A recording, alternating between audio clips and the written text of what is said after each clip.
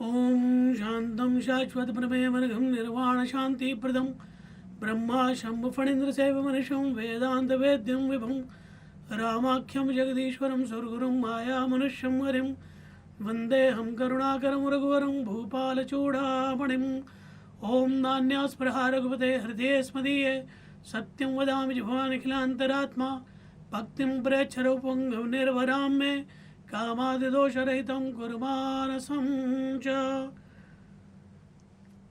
नमस्कार मित्रों, श्री रामकृष्ण ज्योतिष सागर संस्थापक श्री रामपाल जी द्वारा चलाए गए ज्योतिष के इस चैनल में आप सभी का हार्दिक अभिनंदन है। मैं पंडित आलोक वाजपेयी। आज हम बात करेंगे शनि ग्रह के बारे में। मित्रों, आपने देखा होगा शनिवार के दिन शनि मंदिर में बड़ी लंबी लंबी लाइनें लगती हैं।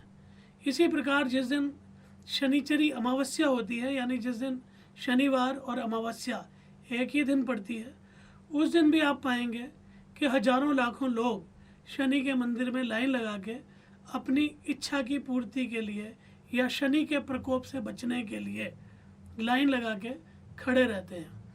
तो आज हम इस सभी टॉपिक के बारे में बात करेंगे कि आखिर शनि ग्रह का क्या महत्व है, शनि ग्रह वास्तव में क्या अच्छे हैं या खराब हैं। शनि किसी भी व्यक्ति की चंद्र कुंडली में जब 12वें भाव में आते हैं तो 2.5 साल, और जब चंद्र कुंडली में स्वयं आते हैं तो 2.5 साल, और चंद्र राशि से एक राशि के बाद जब जाते हैं तो 2.5 साल, 7.5 साल पूरे के पूरे अपना ऐसा प्रभाव जमाते हैं कि व्यक्ति परिकल्पना भी नहीं कर सकता। इसी प्रकार व्यक्ति जब अपनी चंद्र कुंडली से चौथे घर में आते हैं तो अपना 2.5 वर्ष का कार्यकाल में व्यक्ति के जीवन में या बहुत ज़्यादा खराब परिवर्तन आएगा या बहुत ज़्यादा अच्छा परिवर्तन आएगा। इसी प्रकार में जब वो शनि अपने पंचम भाव में जाते हैं चंद्र कुंडली से, तो शनि की उसको पनौती कहते हैं। पंचम भाव बुद्धि का होता है, तो वो व्यक्ति की बुद्धि को बहुत ज़्यादा प्रभावित करते हैं। तो ऐसे समय में कामयाब से कामयाब आदमी भी कुछ डिसीजन ऐसे ले लेता है जो उसके लिए बहुत नेगेटिव जाते हैं, क्योंकि पंचम भाव निर्णय शक्ति का है, बुद्धिमत्ता का है। तो शनि जब पंचम भाव में आएंगे तो आपकी निर्णय शक्ति को प्रभावित करेंगे। शनि को जन्म ज्योतिष शास्त्र में एक पाप ग्रह की संज्ञा दी गई है। सो जो पाप ग्रह, कोई भी पाप ग्रह अपने जन्म से तीसरे और उससे बढ़िया छठे और सबसे बढ़िया 11वें स्थान में बहुत ज़्यादा शुभ फल देता है। शनि 2 राशियों को प्रभावित करता है, मकर और कुंभ, और ये तुला राशि में उच्च का हो जाता है। तो यानी हर एक व्यक्ति के 3 घरों को शनि प्रभावित करता है। शनि की सूर्य से परम शत्रुता है। अगर किसी व्यक्ति की कुंडली में सूर्य और शनि एक साथ आ जाए तो उसको काफ़ी समस्याओं का सामना करना पड़ता है, क्योंकि सूर्य गवर्नमेंट का कारक है, सरकार का कारक है, पिता का कारक है, सूर्य एनर्जी का कारक है। तो ऐसे व्यक्ति की एनर्जी या तो वेस्ट हो जाएगी, या उसका पिता से वाद विवाद हो जाएगा, या उसको पिता का सुख प्राप्त नहीं होगा, या उसको सरकार संबंधी दिक्कतें आएंगी। उसके यहाँ इनकम टैक्स की रेड हो सकती है, या उसके ऊपर कोई लांछन लग सकता है, या उसको व्यर्थ में कोर्ट कचहरी का सामना करना पड़ सकता है, या ऐसे व्यक्ति के खिलाफ कोई ना कोई व्यक्ति अपयश उसको देने की कोशिश कर सकता है, लांछन लगाने की कोशिश कर सकता है। शनि जब चंद्र के साथ आते हैं तो वो विषयोग बनता है। उसमें व्यक्ति को कोई ना कोई इनसिक्योरिटी की फीलिंग होगी, असुरक्षा की भावना होगी, उसको कहीं ना कहीं डर लगेगा, या उसका शारीरिक स्वास्थ्य प्रभावित हो जाएगा। और ऐसे व्यक्ति हमेशा पहले नेगेटिव सोचने लग जाएंगे, हमेशा पहले किसी भी चीज़ की नेगेटिव अवधारणा को वो पहले विचार करेंगे, और इससे उनकी निर्णय क्षमता प्रभावित होगी। मकर राशि में जब शनि आते हैं तो व्यक्ति का स्वास्थ्य, शारीरिक सौंदर्य या उसकी कद काठी बहुत अच्छी होती है। इसी प्रकार जब कुंभ राशि में शनि आएंगे तो कुंभ राशि के वाले लोग, अगर शनि उनका अपने ही घर में बैठा है तो भी आप ऐसा ही पाएंगे, लेकिन उनके साथ शनि के शत्रु ग्रह नहीं होने चाहिए, क्योंकि शनि का प्रभाव बहुत ज़्यादा है। शनि 7वें दृष्टि उसकी बड़ी अशुभ मानी जाती है। शनि 7वें घर में जिसको भी देखता है वहाँ समस्याएं पैदा करता है। इसकी शास्त्रों में कहानी आई है, कथा आई है कि शनि की पत्नी का नाम छाया है। छाया एक बार बहुत सज संवर के अपने पति के लिए तैयार होकर बैठी थी और ऐसा माना जाता है कि शनि ने उनकी तरफ ध्यान नहीं दिया, तो छाया ने रुष्ट होकर के उनको श्राप दे दिया कि मैं तुम्हारे लिए इतनी सज संवर के बैठी थी, तुमने मेरे रूप की ना कोई प्रशंसा की ना कोई तारीफ़ की, तो अब मैं तुम्हें श्राप देती हूँ कि तुम जिसको भी देखोगे तुम हमेशा उदासीन ही रहोगे और तुम जिसको देखोगे उसी का प्रभाव कम हो जाएगा। तो व्यक्ति कितने ही बड़ा ताकतवर क्यों ना हो, किसी भी पद पर आसीन क्यों ना हो, चाहे वो पुलिस में बहुत बड़ा अधिकारी हो या कोई बहुत बड़ा पॉलिटिशियन हो या कोई बहुत बड़ा आईएएस ऑफिसर भी क्यों ना हो, जब शनि उसके ऊपर चंद्र से 7वीं दृष्टि डालेगा तो उसके पद की गरिमा को छोटा कर देगा और वो उस व्यक्ति के जीवन में संघर्ष शुरू हो जाएंगे।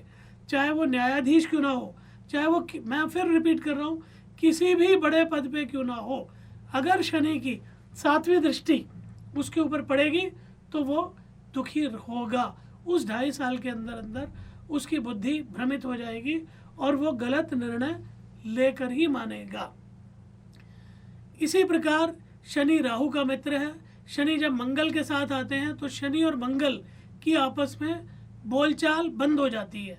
तो जब शनि मंगल एक साथ होंगे तो आपकी हो सकता है परिवार वालों से बोलचाल बंद हो जाए, आपके अंदर ईगो आ जाए या आपका झगड़ा शुरू हो जाए और दोनों एक दूसरे को नीचा दिखाने लग जाते हैं, क्योंकि मंगल भी बहुत पराक्रमी ग्रह है।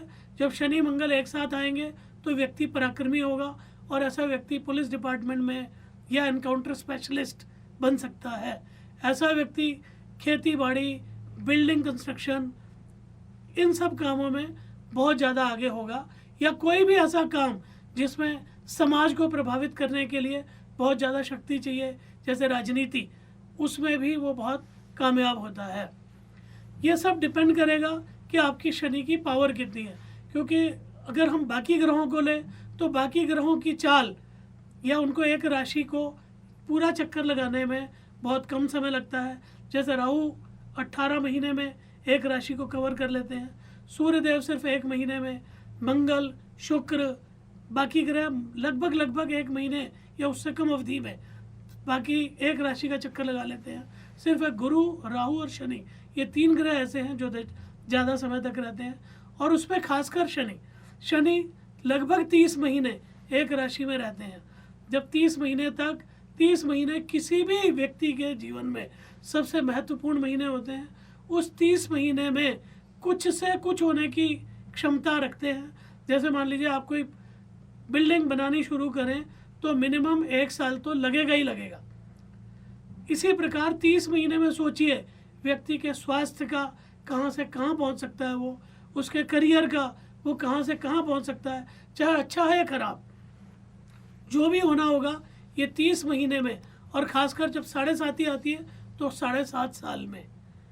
इसलिए शनि उन परिवर्तनों को रिप्रेजेंट करते हैं या इंगित करते हैं जो परिवर्तन बहुत देर तक होते हैं। जैसे मान लीजिए किसी बिल्डिंग को आपको गिराना हो तो मुश्किल से मुश्किल बड़ी से बड़ी बिल्डिंग डायनामाइट से भी आप कुछ सेकंड्स में उड़ा सकते हैं, लेकिन उसी बिल्डिंग का अगर निर्माण करना हो तो हो सकता है आपको वर्षों तक लग जाए। तो जितने दीर्घकालिक परिवर्तन होते हैं, लंबे समय तक के सुधार होते हैं, वह सब के सब शनि द्वारा ही परिवर्तित होते हैं। तो शनि का हमारे सबके जीवन में बहुत ज़्यादा प्रभाव है। शनि वयोवृद्ध लोगों का कारक है, तो जिसको भी अपने शनि को प्रसन्न करना हो उसके चाहिए कि अपने से बुजुर्ग लोगों का अपमान ना करें और उनको बर्दाश्त करने की क्षमता रखें। ज़्यादातर होता क्या है कि जब हमारे पेरेंट्स ओल्ड एजड हो जाते हैं तो हम उनकी बात से बहुत ज़्यादा इरिटेटेड हो जाते हैं। हमारे में वो धैर्य नहीं रहता कि हम उनकी पूरी बात सुने, या हमें उनकी कोई भी बात गलत लगती है तो हम उनसे बहुत ज़्यादा फ्रस्ट्रेटेड हो जाते हैं। लेकिन शनि हमें धैर्य देना सिखाता है। शनि कहता है धैर्य रखो। श्री रामचरितमानस में भी तुलसीदास जी ने कहा है, धीरज धर्म मित्र और नारी आपत्तिकार परखिए जारी, यानी विपत्ति का समय हो तो 4 चीज़ों को हमें अवश्य अपनाना चाहिए। सबसे पहले धैर्य, दूसरा मित्र, तीसरा पत्नी और धर्म का पालन अवश्य करना चाहिए। तो शनि मेष राशि की अगर हम बात करें तो धर्म और कर्म का कारक है, धर्म कर्म और लाभ का कारक है। अगर हम वृषभ राशि की बात करें तो शनि उनकी कुंडली में धर्म और कर्म को रिप्रेजेंट करते हैं। मिथुन राशि की बात करें तो उनकी आयु और विदेश और उनके भाग्य को शनि देव ही रिप्रेजेंट करते हैं। कर्क राशि की बात करें तो उनकी पत्नी और आयु को शनि देव ही रिप्रेजेंट करते हैं। सिंह राशि की बात करें तो उनके रोग, ऋण, रिपु, पत्नी, पार्टनर, ये सब शनि देव ही रिप्रेजेंट करते हैं। अगर हम कन्या राशि की बात करें तो उनके रोग, ऋण, रिपु, संतान, प्रेम संबंध सब शनि देव द्वारा ही, आप ये कह लीजिए कि उनका कंट्रोल शनिदेव महाराज ही करते हैं। अगर हम बात करें तुला राशि की तो उनके माता, सुख, भूमि, वाहन, पुत्र, संतान, सब कुछ, पढ़ाई लिखाई, सब शनि देव ही उसको कंट्रोल करते हैं। अगर हम बात करें वृश्चिक राशि की तो उनके पराक्रम को, उनके एफर्ट्स को, उनके घर को, सब कुछ शनि देव ही कंट्रोल करते हैं। अगर हम बात करें धनु राशि की तो उनके धन, मित्र, परिवार, वाणी और पराक्रम, उनके एफर्ट्स, सब कुछ, भाई बहन, सब कुछ शनि देव ही रिप्रेजेंट करते हैं। अगर हम बात करें मकर और कुंभ राशि की तो उनके शरीर, उनका स्वास्थ्य, उनका धन, सब कुछ शनि देव ही रिप्रेजेंट करते हैं। और इसी तरह से अगर हम बात करें मीन राशि की तो उनकी लाभ और हानि सब शनि देव ही रिप्रेजेंट करते हैं। तो शनि देव कुल मिला के आपके हानि, लाभ, शरीर, पत्नी, परिवार, सब पर बड़ी गहरी असर डालते हैं। इसलिए शनि देव को प्रसन्न करने का ज्योतिष शास्त्र में एक जो सबसे सुगम उपाय बताया गया है वो बताया गया है हनुमान जी की पूजा करना। जो लोग हनुमान जी की या उनके इष्ट देव भगवान राम की नियमित रूप से पूजा करते हैं, शनि के विपरीत समय आने पर भी उसका कोई कुप्रभाव उन पर नहीं पड़ता। जो लोग वयोवृद्ध लोगों की सेवा करते हैं, उनकी बात को धैर्य से सुनते हैं, उनको छोटी मोटी उनकी मदद करते रहते हैं बिना स्वार्थ के। ऐसा नहीं कि आपको माता पिता की सेवा इसलिए करनी है क्योंकि अगर आप नहीं करेंगे तो आपको प्रॉपर्टी नहीं मिलेगी। आपको निस्वार्थ भाव से सेवा करनी है और जितना बुजुर्गों से, माता पिता से या अपने से बड़ों से बिना किसी स्वार्थ के उनकी भलाई करेंगे, बिना कुछ उम्मीद करते हुए, सिर्फ फ़र्ज समझ के, जैसे माता पिता अपने बच्चों को पालते हैं, फ़र्ज समझ के पालते हैं, चाहे बच्चा आगे कैसा भी निकल जाए, उससे उनको कोई लेना देना नहीं होता या वो इस चीज़ को लेकर चिंतित पहले से नहीं होने लग जाते। इसी तरीके से यदि आप बिना ये चिंता किए हुए कि मैं तो कर रहा हूँ, पता नहीं बदले में करेगा नहीं करेगा, सिर्फ आप अपना फ़र्ज समझ के लोगों की सेवा करेंगे तो शनिदेव आपको इतनी तरक्की देंगे आप सोच भी नहीं सकते, आप कल्पना भी नहीं कर सकते। तो जो लोग ये सोचते हैं कि शनि एक नेगेटिव ग्रह है, हाँ शनि नेगेटिव ज़रूर है, लेकिन जो लोग नेगेटिव कर्म करते हैं, जब शनि नेगेटिव मान लीजिए नीच राशि के आ जाते हैं तो नीच राशि वाले लोगों को नेगेटिव लोगों के साथ ही काम करने का मौका मिलता है।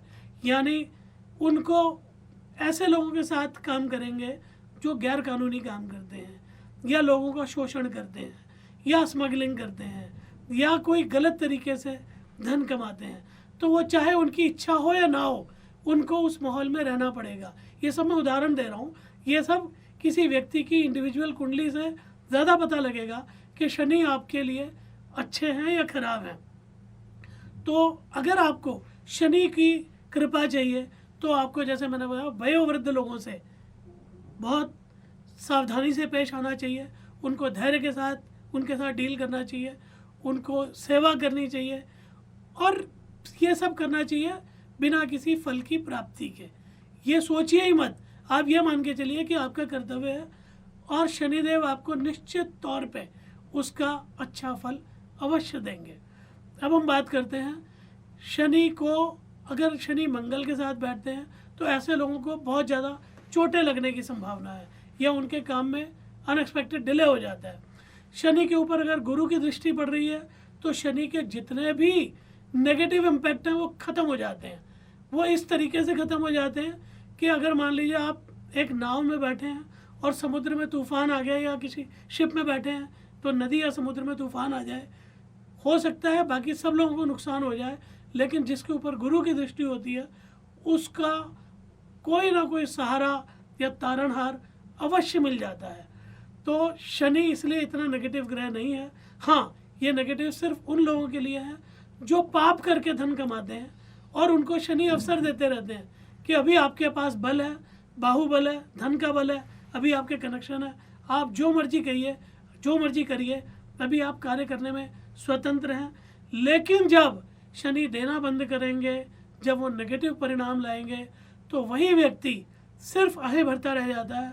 वही व्यक्ति सिर्फ एक साइलेंट ऑब्जर्वर की तरह अपने आप को झेलता रहता है, अपनी परिस्थितियों को।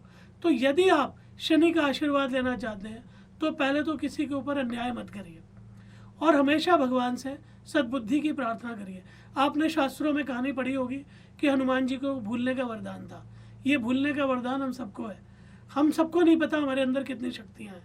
हम में से किसी को नहीं पता हमारे अंदर क्या क्या प्रतिभाएं छुपी हुई हैं। ये समय आने पर ही हमें पता चलती हैं। इसी तरह से हमें नहीं पता हम क्या पाप कर रहे हैं, क्या पुण्य कर रहे हैं। हमें नहीं पता हम कौन सा निर्णय सही ले रहे हैं या कौन सा निर्णय गलत ले रहे हैं। हमें ये नहीं पता कि हम कोई मूर्खता कर रहे हैं या हम जानबूझ के किसी को सता रहे हैं। तो क्योंकि शनि जो है वो माया का दूसरा नाम है। तो यदि आपको शनि को प्रसन्न रखना है तो सबसे पहले तो आपको नियमित रूप से भक्ति करनी चाहिए। अब भक्ति में ही शक्ति होती है। अब भक्ति का किसी ने भगवान को नहीं देखा, किसी ने हनुमान जी को नहीं देखा, किसी ने राम जी को नहीं देखा, लेकिन शनि सिर्फ विश्वास से चलते हैं। अगर आपको सही मायने में देखिए, जब हम सोते हैं तो हमें नहीं पता हम कौन है, हमारा नाम क्या है, हमारी पत्नी कौन है, हमारे बच्चे कौन है, लेकिन जागने पर हमारे को सब कुछ पता चलता है। तो शनि एक तरीके से सुप्तावस्था का कारक है। शनि में हमें ध्यान ही नहीं रहता कि हम क्या कर रहे हैं, क्या नहीं कर रहे हैं। तो अगर आपको शनि की सही मायने में कृपा चाहिए, अगर आप भगवान को ना भी मानते हो, अगर आपको लगता है भगवान का कोई अस्तित्व नहीं है, तो भी आप समाज में लोगों का जितना हो सके भला करिए, और वो भी निस्वार्थ भला करिए। जैसे ही आप निस्वार्थ भला करना शुरू करेंगे, आप पाएंगे शनि आपको ऐसे मौके पर मदद करेगा जब आपके पास कोई संसाधन नहीं होंगे, जब आपका सामना किसी बहुत ताकतवर व्यक्ति से हो रहा होगा और आपको लगता है कि आप उसका मुकाबला कैसे कर पाएंगे, तभी शनि आपको ऐसा तार देंगे कि आपकी सपने में भी उसकी आप परिकल्पना नहीं कर पाएंगे। यदि आपको अपने शनि की सही रीडिंग करवानी है तो आप मेरे से संपर्क कर सकते हैं। बहुत बहुत धन्यवाद। आपका दिन शुभ हो।